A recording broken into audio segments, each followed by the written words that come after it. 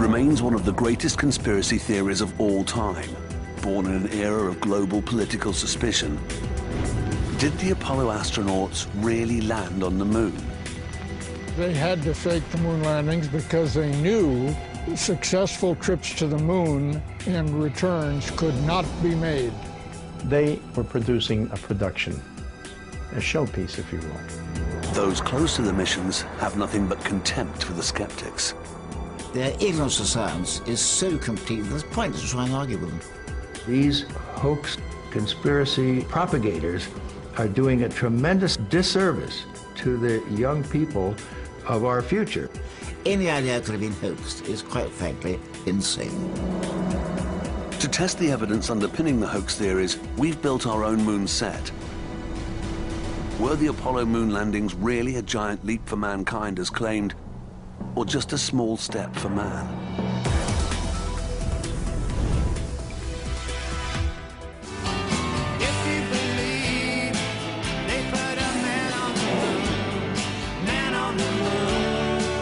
In the 21st century, one of our greatest achievements continues to fuel controversy.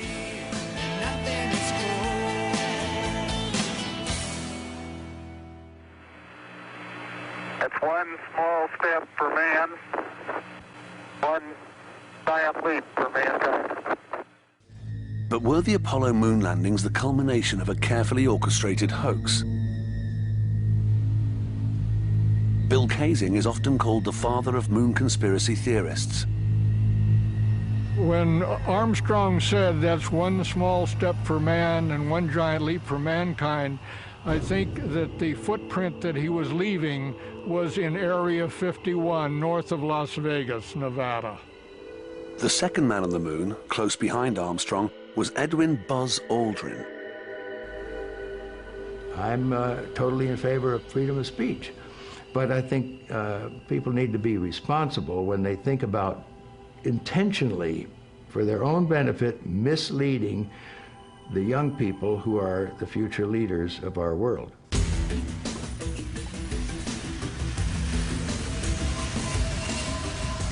Though the hardcore of dedicated conspiracy theorists is small, their ideas have, over the past 3 decades, found a wide and appreciative audience. 1 in 5 Americans are believed now to entertain doubts. And you hear about the fact that the landing was actually done in a television studio. And there was just a big black background with, like, you know, fake stars and stuff. It's the flag being planted on the moon facing one way and the shadow of the man being the other way. I mean, I've heard that maybe the terrain that was seen on the video wasn't accurate, the walking wasn't accurate. There are no stars in some of the photographs, and that there should be because there was no atmosphere and that the stars would shine so brightly. If the Apollo missions were faked, NASA would have created a conspiracy of monumental proportions. 40 years ago, the Cold War locked the USA in an ideological struggle with the Soviet Union. On October the 4th, 1957, the Soviets launched Sputnik, the world's first satellite. It was a coup for communism. The breakthrough hit America right where it hurt, in the heart of high technology.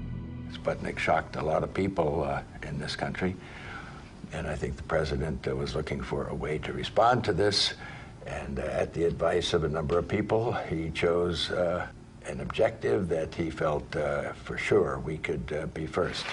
We choose to go to the moon in this decade and do the other things, not because they are easy, but because they are hard.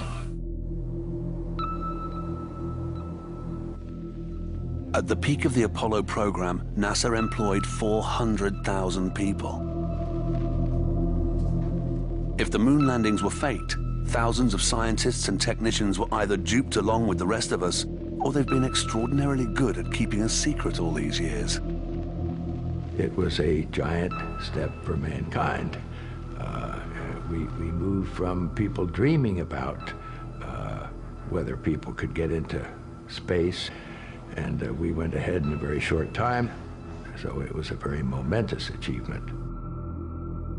July the 16th, 1969, the astronauts prepare for takeoff. While the world waited for history to be made, there was already one man who had his doubts.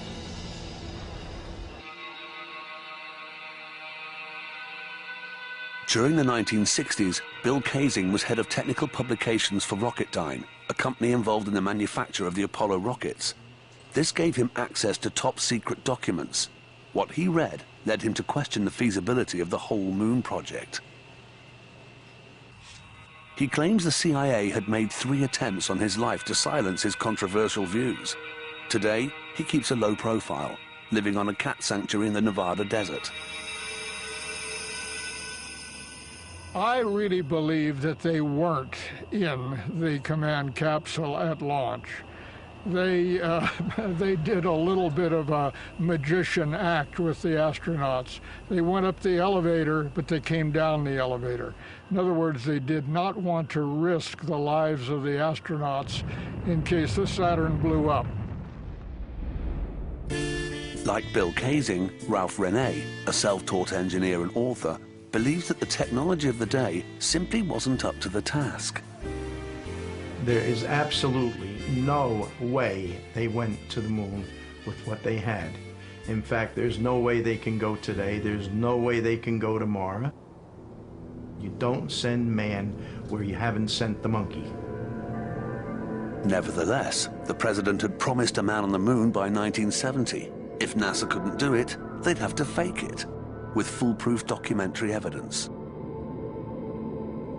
Marcus Allen is the British publisher of Nexus, a magazine dedicated to alternative politics, history, and science. Those photographs can be demonstrated not to have been taken on the lunar surface.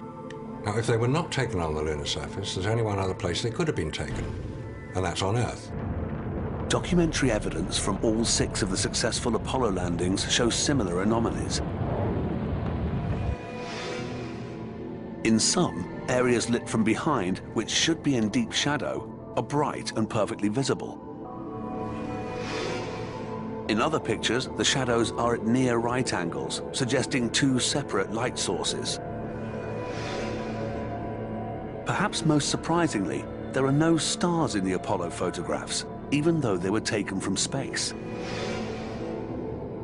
When the archive film is sped up, the astronauts appear to be running at normal speed in terrestrial gravity. And why does the flag appear to be fluttering in a breeze, even though there's no wind on the moon? To test whether any of these allegations can be substantiated, we plan to create our own lunar set.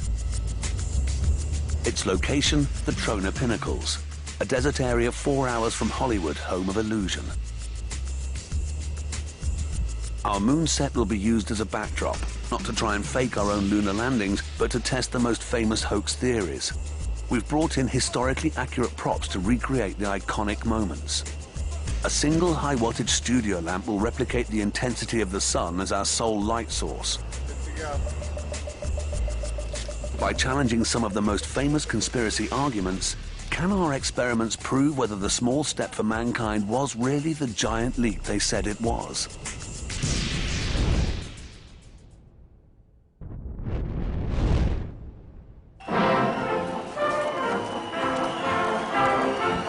In 1969, the general public had little reason to doubt the evidence of its own eyes. Neil Armstrong and Buzz Aldrin had returned triumphant. Their achievement was a celebration of supremacy. America had won the space race. Ian Morrison witnessed the Apollo 11 mission from an exclusively privileged perspective. At the time, he was a student at the Jodrell Bank Radio Telescope near Manchester. The telescope's radio tracking device allowed him to eavesdrop on the astronauts' conversation, but it also meant that he could follow the every move of the landing module, the Eagle, as it prepared to land on the lunar surface. I should say that we were not officially tracking the Apollo craft. We were doing this for fun, our own fun and our own interest. T-minus 15 seconds, guidance is internal. 12, 11, 10, 9, ignition sequence start. We could hear the whole conversation of the astronauts all the way down to the surface. They were obviously highly excited, and it must have been wonderful as they sort of literally reached the surface. 2, 1, 0, liftoff. We have a liftoff. 32 minutes past the hour. Liftoff on Apollo 11. Astronomer Sir Patrick Moore reported the mission live on British television. Ever since the dawn of human history, we've dreamed about going to other worlds, and this was the first time it had been done. And of course it was an exciting time, and also a very tense one. And of course I knew both Neil and Buzz. And of course there was no provision for rescue. Had they made a faulty landing, they couldn't have got back, and that would have been too ghastly to contemplate. But the skeptics claimed NASA faced an uphill struggle. They could not guarantee success with the apparently primitive technology of the 1960s. This was brought into sharp focus just 14 months before the mission, when Neil Armstrong test-piloted a prototype landing module. Unfortunately, it went out of his control, and luckily he was able to eject before it crashed in flames. And of course, the point is, if they couldn't get a simulator to work on Earth, how in the world could they get the actual lunar module to work on the moon? The conspiracy theorists not only question the technical capabilities of the landing craft, but also the computing power that guided it. The processing power of the Apollo 11 spacecraft has been likened to that of a pocket calculator. Jim Oberg is a former space shuttle engineer. He was commissioned by NASA to write a book denying the conspiracy claims. Although it was pulled by NASA, Oberg stayed on the case. It's pretty amazing to realize there's probably more computer technology here in an automobile than in the Apollo spacecraft. But as Jim points out, it's the way you use it that counts. The Apollo computers, spacecraft computers in those days, spoke pretty much numeric language. Unlike modern-day PCs, the Apollo computers didn't have to store files or process graphics. They were dedicated number crunchers transmitting information from the mainframe computers on Earth to the astronauts in space.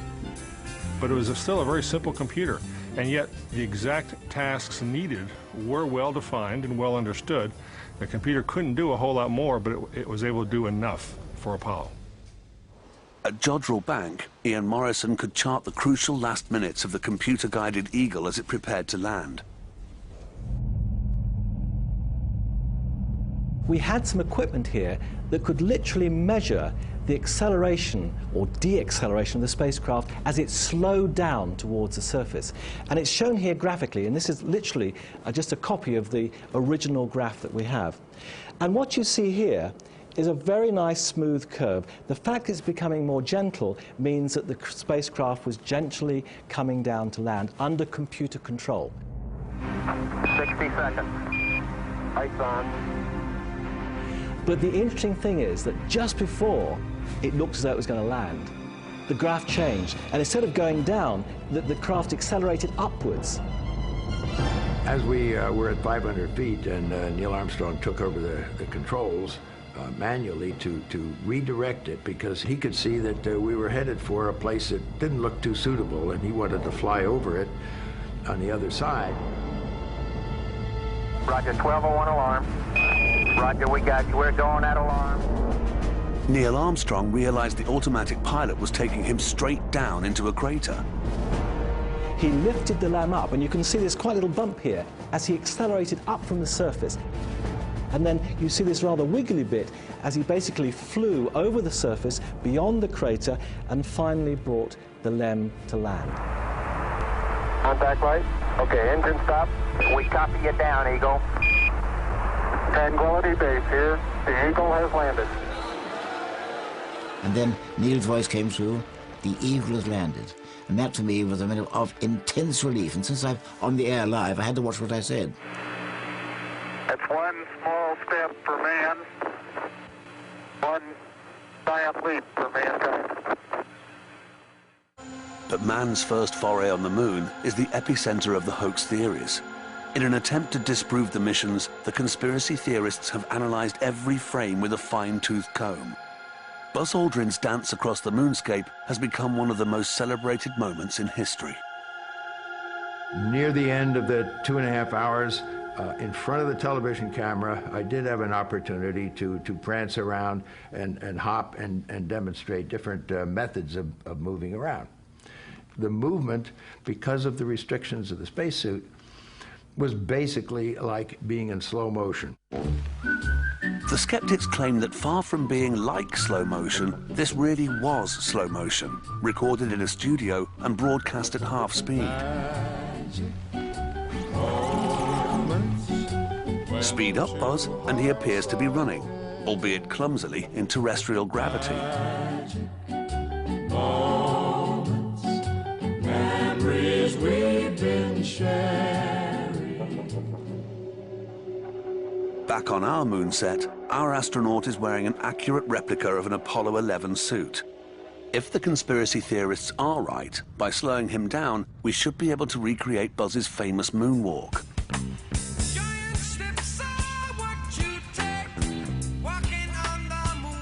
The ungainly lope looks half right, but our astronaut still can't achieve the characteristic bounce and weightless grace of Buzz's original.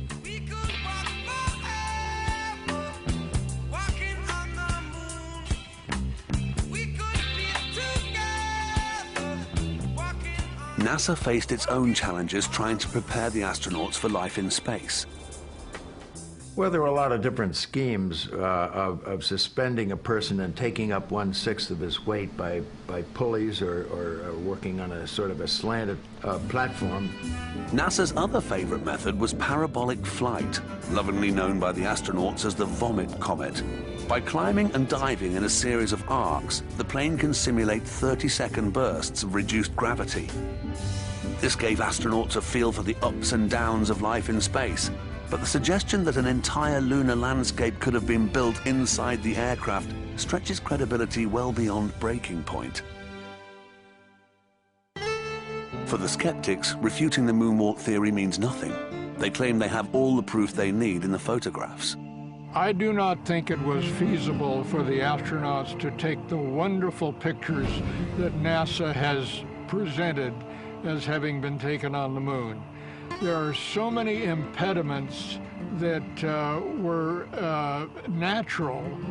The fact that they wore gloves that couldn't be manipulated, the fact that they didn't have any sources of light, any flash.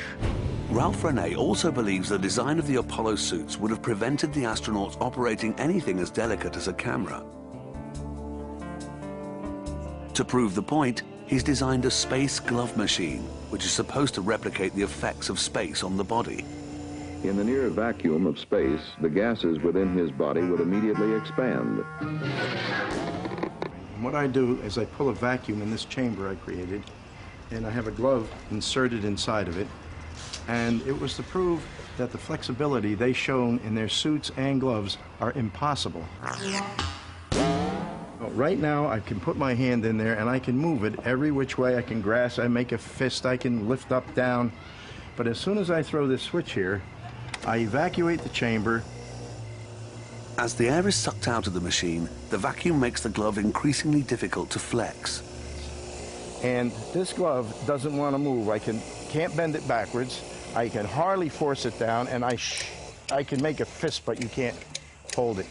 And you could never pick, I mean, how could you pick up small screws and bolts like they've shown them to do, or trigger a little tiny trigger on a camera with the glove doing this?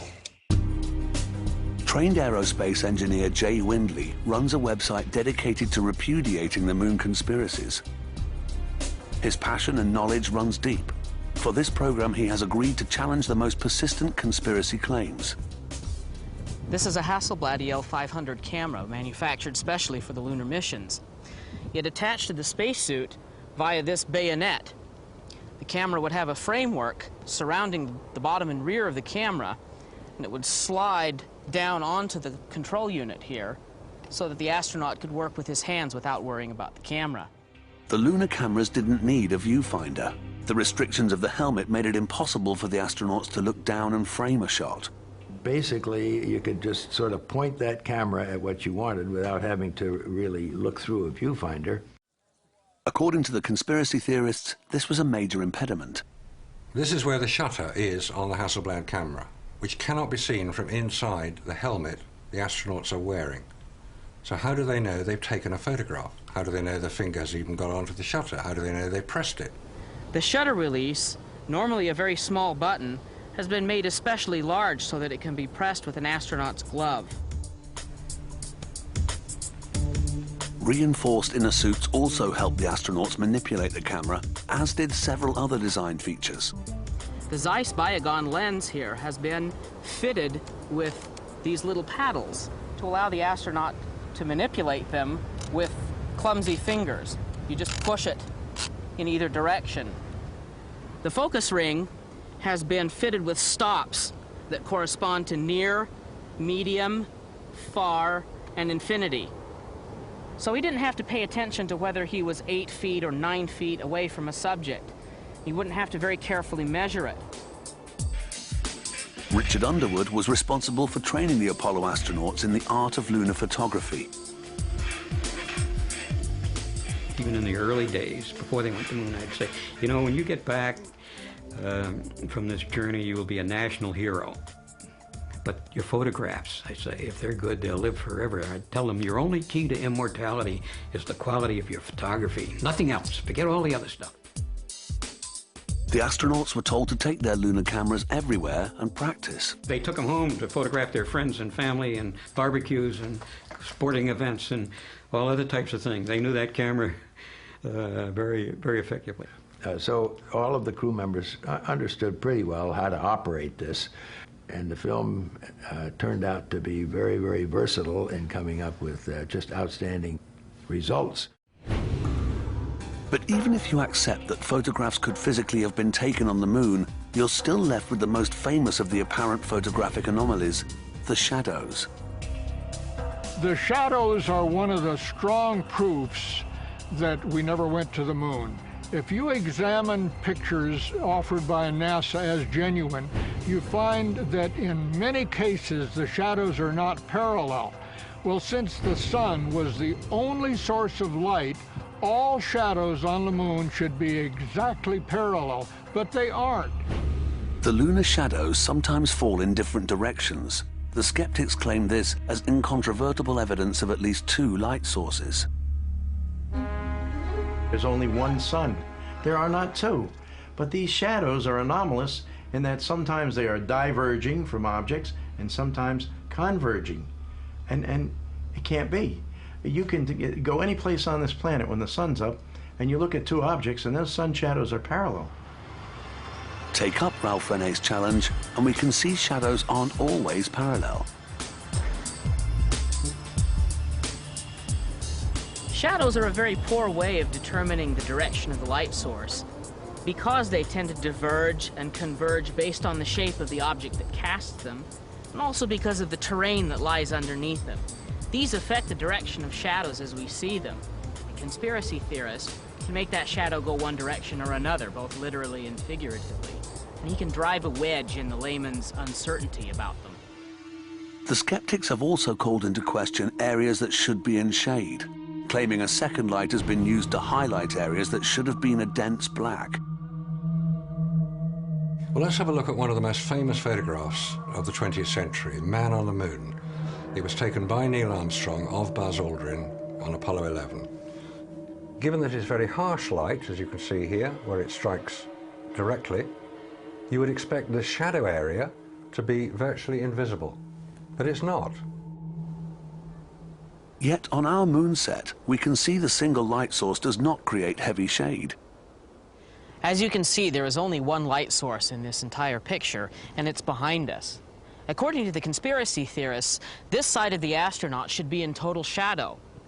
But it isn't. What's happening? The light from the ground around us is being reflected back up toward the astronaut, and it's illuminating this portion of him. The symbolic highlight of Apollo, the planting of the American flag, has also generated deep suspicion. Wherever there's an American flag, it's always brilliantly lit up, even if it's on the shadow side. And on the shadow side, that should be really dark black. But they had little spotlights, obviously, because that's the only way you can do it. Oh, geez, that's great. Is the lighting halfway decent? Conspiracy theorists say that it's suspicious for the flag to be brightly lit on both sides in all of the photographs. They say it should appear in shadow at some point. Here we can see our flag brightly lit from the front, but if we move around to the back, we can see that even with our single light source, it's still brightly lit. The light is shining through and making the flag glow. But this does not explain how a flag can wave in a windless environment. When they were filming some of the flag scenes, they had air conditioners going to keep the astronauts cooler since they were wearing their little space suits. So it's very possible that what we saw was wind. Could the waving flag be a gaffe too far? Conclusive proof that the landings were faked in a studio? On our moon set, Jay Windley hopes he can prove otherwise.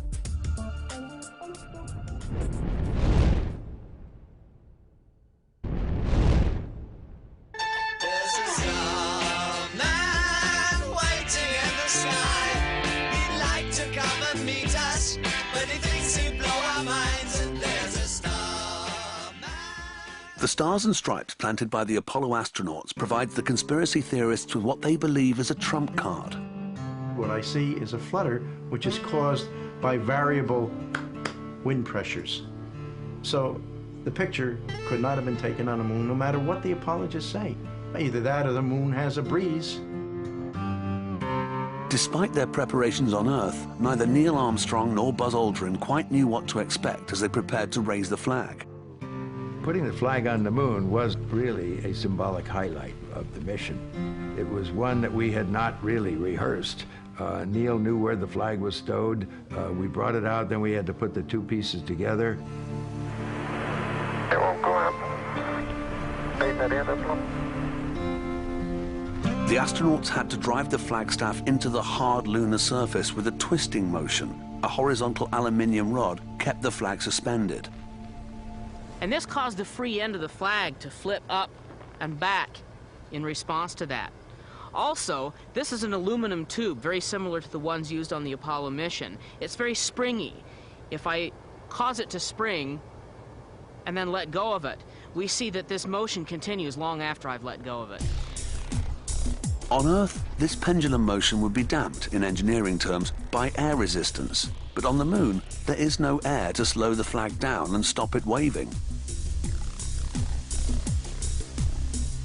Most obvious evidence the flag was on the moon and not in any air is that whenever people walked by it, it didn't move at all. It only moved when someone was working with the staff or letting go as it rocked back and forth. It didn't billow like it was being hit by a burst of air. It swung back and forth like maybe a sheet of chainmail would. Try it yourself. Try this at home.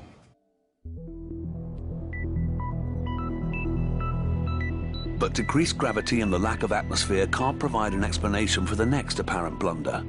When the 16-ton Eagle touched down, it should, claim the skeptics, have disturbed the surface of the moon, blowing the top layer of dust away to expose the rock beneath. But the images show footprints clearly imprinted around the base of the spacecraft. Surely the dust would have blown away, or worse. This enormously powerful jet of flame and heat and gas, it would have easily scooped up an enormous crater. In fact, there was supposition that the crater would have been so big that the lunar lander would have disappeared into it. That's true. Ralph Rene has designed a simple experiment to illustrate the point. He's calculated that the landing module would have been approximately 26 times more powerful than a domestic leaf blower. And if a humble leaf blower can leave a crater in a gravel pit, the module with 10,000 pounds of thrust should have made a canyon. They didn't move dry dust, they didn't move little rocks, they didn't move anything. So the demonstration is to show that this stuff will disappear immediately, and I'll even be able to gouge some kind of a hole. Come here, I haven't used you in a long time. Here we go.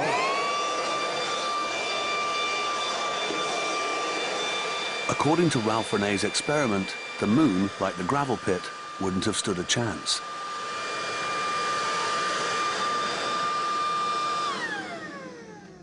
When it actually landed, the dust was all still there. Now, how can that be? You know, if you blow dust away, it goes away, like I just did here. I swept the ground. But the Eagle had reduced its power to 25% as it glided into land. Its gentle forward motion would have limited its impact on the ground even more.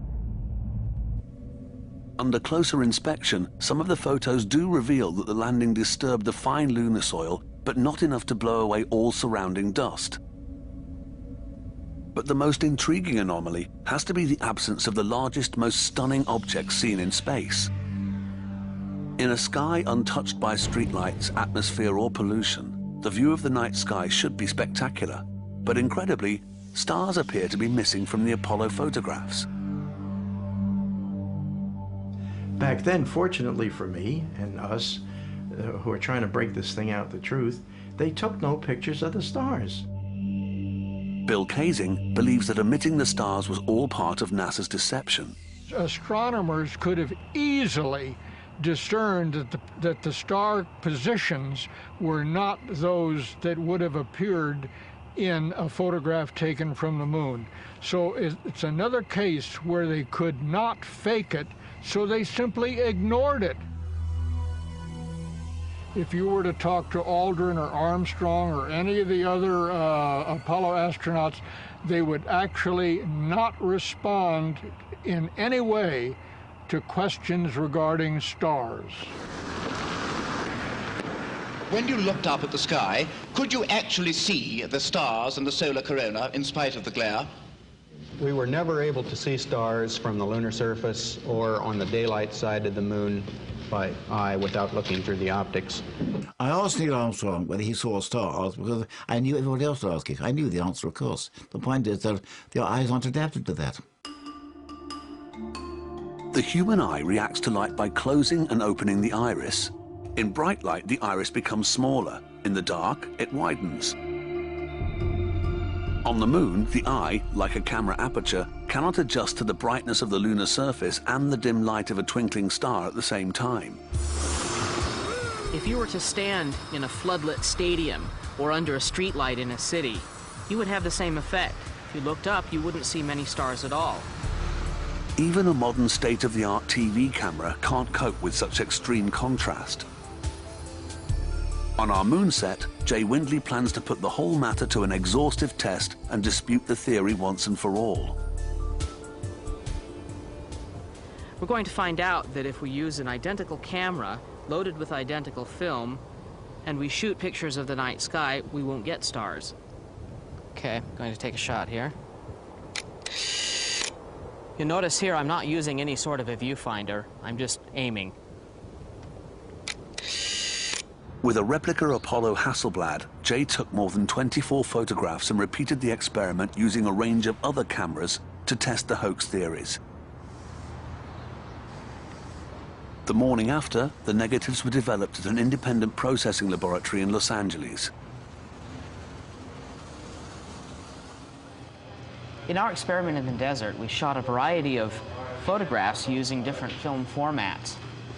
In this 35mm photograph, we see that the shadows of the crew members in our single light source very distinctly converge together. In fact, there's almost a 90-degree difference in the apparent shadow direction. In this photograph here, we see the effects of terrain on the shadows. The hills change the apparent direction of shadows. The astronaut's shadow here falls in one direction. The shadow of the crew falls in yet another direction because of the hill. These results directly contradict the conspiracy claims. Like the Apollo astronauts, we had to guess at our focusing distances and our exposure settings. And because we had no viewfinder, we had to guess at the direction the camera was pointing. And you can clearly see that even with those handicaps, we were able to take quite usable photographs. You can immediately see that there are no stars in this photograph, even though the stars were very bright during our experiment. They're simply too dim to be registered on film at the exposure levels that we used to take these photographs. The evidence appears to be overwhelming. But still, the skeptics refuse to lie down and roll over. A mysterious rock in a notorious Apollo 16 photograph has only added fuel to the fire.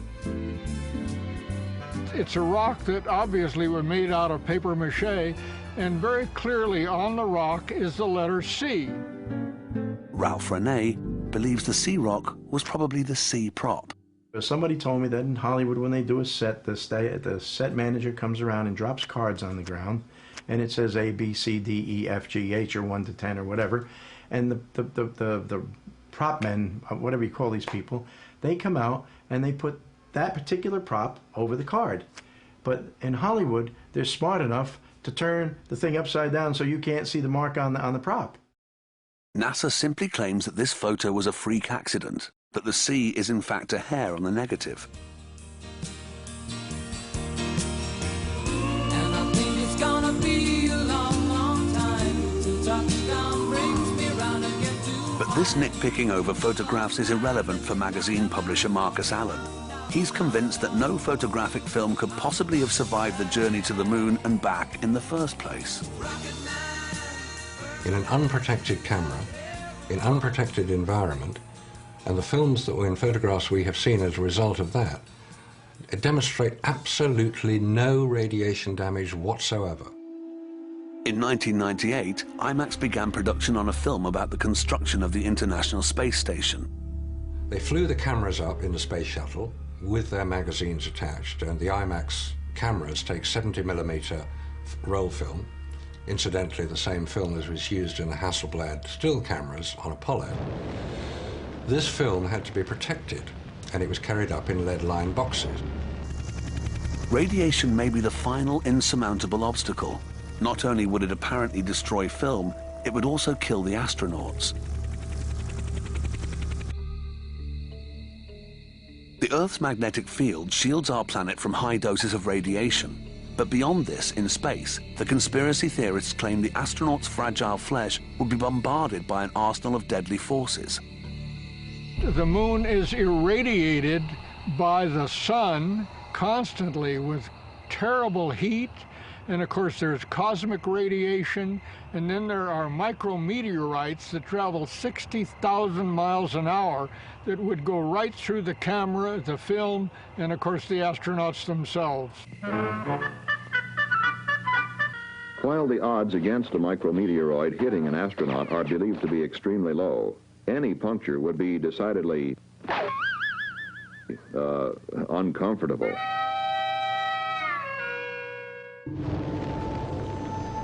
Not only that, on leaving the Earth's atmosphere, the astronauts had to negotiate the Van Allen belts. Van Allen, he said it was a sea of deadly radiation. You would pick up a death dose just about the time you got through the Van Allen shield. You'd be cooked and you'd be dying. These radioactive belts form a thick invisible ring around the Earth's equator, thinning out around the North and South poles. Until they get an engine that'll lift the life capsule surrounded by 6 feet of water or equivalent mass of lead, they don't even dare go through the Van Allen shield. In fact, Dr. Van Allen, who's still alive, makes no secret of the fact that he thinks these stories about killer radiation are silly. Entertaining but preposterous is his words. And the reason is that the radiation levels there are not enough to hurt you unless you stay there for a long time. Van Allen says about a month. NASA claims the astronauts endured only a very brief exposure, passing through the thinnest parts of the belts in a matter of hours. But once they were through, they faced a still more deadly phenomenon. So here we have these clowns running around in tinfoil craft, stopping solar radiation. And I'm not talking about the light, I'm talking about the radiation from the solar storms. You put a man in a powerful solar flare, he's dead. End of story. He is dead, unless he carries protection. These unpredictable eruptions from the sun can knock out satellites and electricity grids on Earth, but they can be detected by an early warning computer system. When you land on the moon, you're practically standing still being bombarded with all this solar radiation and smacking into you, which is why they had to hide the whole thing, because it just can't be done. It couldn't be done then, can't be done today, and it sure isn't going to be done in the future when they're planning on this manned mission to Mars. Just 3 months after the Apollo 16 mission, NASA admitted that a violent solar flare did hit the moon's surface. It was powerful enough to have killed the astronauts. Solar flares are one of those things that you have to take a calculated risk on, because they will zap you with radiation once they get to you, but you've got a long time, hours if not a day or more, to either come back to Earth, find a shielded place, or prepare yourself. The astronauts' only potential shield was their spacecraft. And they had plans for this. The plan was to turn the bulky end of the ship toward the incoming front of radiation. That bulk of the ship and all the fuel in it would provide plenty of protection for that burst of radiation.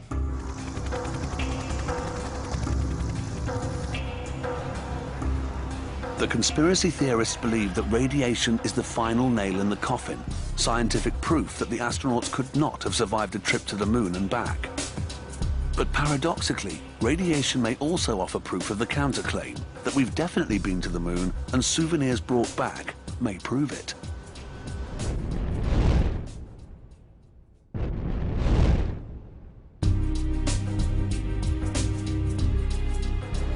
In total, the Apollo missions brought back over 382 kilograms of lunar soil and rock samples, which were distributed to laboratories all over the world.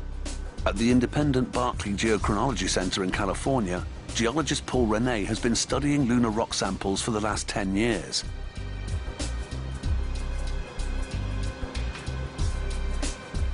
His main interest is the tiny glass spherules found on the moon's surface, created by the intense heat of a meteorite impact.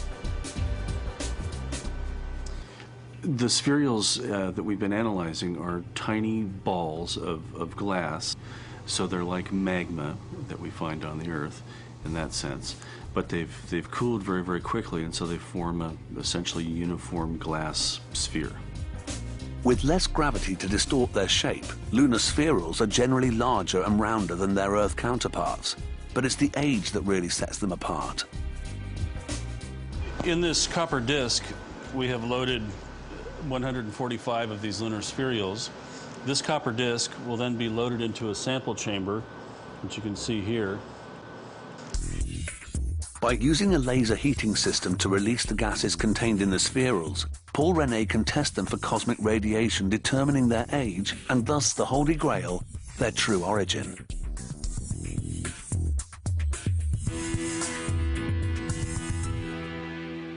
The lunar materials that we've analyzed and that others have analyzed show evidence of having been bombarded by cosmic radiation, and which we don't see on Earth because we have an atmosphere that really shields them very effectively.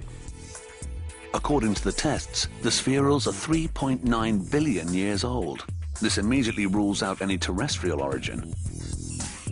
The oldest glass I'm aware of on the Earth, anywhere, is about 165 million years old.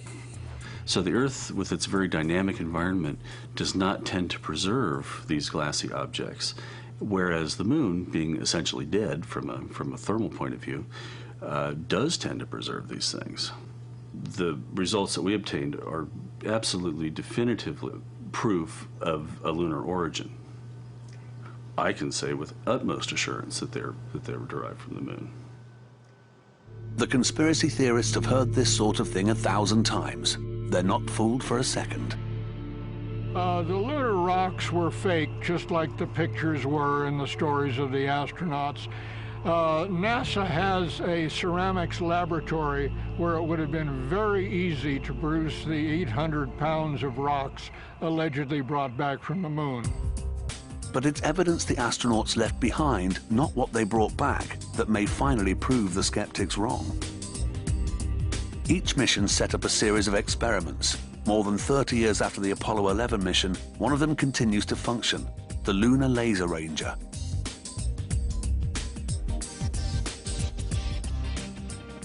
There were two major experiments.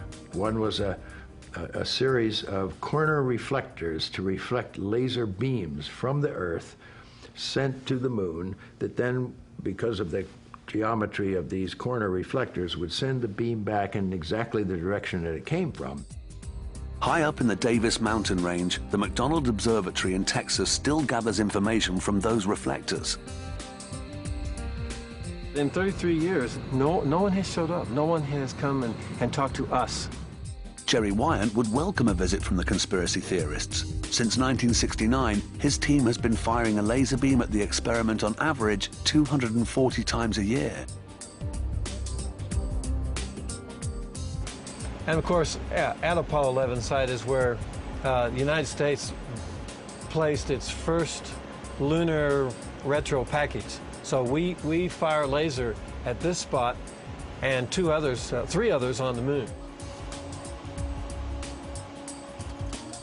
Now he's turned the laser on. In a few seconds, you'll see the splash. The laser hits the apparatus on the moon's surface and is reflected back as a series of pulses, invisible to the human eye. By measuring the amount of time it takes for each laser pulse to return to Earth, Jerry and the team can gather exact information about the Earth's position in the solar system.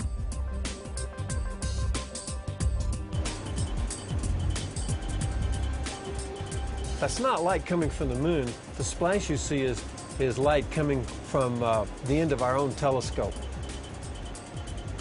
That's the first spot where a man walked on the moon. It's a tough one to refute. And perhaps unsurprisingly, the conspiracy theorists tend to grow reticent when the subject of laser reflectors crops up. And so it's sad that the detractors have never taken the time to ask the people who are actually involved. They just make up their mind that it's a hoax and never bother to ask us. During the Cold War, both the Soviet Union and East Germany had agents in place to spy on the Apollo program. If there had been a hoax, they would have noticed, but the conspiracy theorists have conveniently ignored their listening powers. Why don't they ask the Russians? The Russians were in direct competition with us, and if the Russians suspected in any way that we were faking anything, they'd have broadcast that all over the world. Every time we go to a new frontier, further out, people will tell stories and other people will wrap them in myth. And the hoax theory is a compelling myth. Like explorers proving the Earth to be round, not flat, it seems as if all great achievements will always attract disbelief and controversy. In a million years of human history, going to the moon, baying for the moon, wishing for the moon was a metaphor for the impossible. And suddenly people did it. But I think a large part of it is just cultural vandalism. Cultural vandal, I like it. I think I'm going to get a sign for my car. I am a cultural vandal. That's a good one. Like the urge to deface the Mona Lisa or to carve your initials into a statue, to carve your initials onto the face of the Apollo program is just an urge that people seem to have, some people. Perhaps the final proof is this. Compared to difficulties involved in sustaining such an elaborate scam, wouldn't it be so much easier to build a rocket and fly to the moon?